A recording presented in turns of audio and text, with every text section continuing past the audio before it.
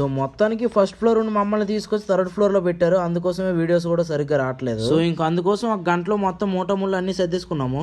Room shifting అంటే ఇన్ని రోజులు మేము ఫస్ట్ ఫ్లోర్ లో ఉండేవాళ్ళం, ఇప్పుడు థర్డ్ ఫ్లోర్ కి వెళ్ళాలి. ఈ బ్యాగ్ మీకు ఐడియా ఉండి ఉంటది. ఈ బ్యాగ్ వాళ్ళు నాకు కంటెంటే వచ్చింది ఫుల్ వీడియో. పాపం తిరిగి దాన్ని తన పాత స్థితికి అయితే తీసుకొచ్చేసారు మా ఫ్రెండ్స్ అందరు కలిసి. దాన్ని గెలకుండా మాకు నిద్ర పట్టదేమో, అదొక అనుభవం మాకు. దానికి బ్యాగ్ అంటే బట్టలే కాదు నన్ను కూడా మోయాలని చెప్పి మా ఫ్రెండ్ నినాదానికి అయితే దిగాడు వాడితో. సో ఇంకా అలా బ్యాగులన్నీ మూట కడితే ఇన్ని బ్యాగులు వచ్చాయి మా ఒక్క రూమ్ లోనే.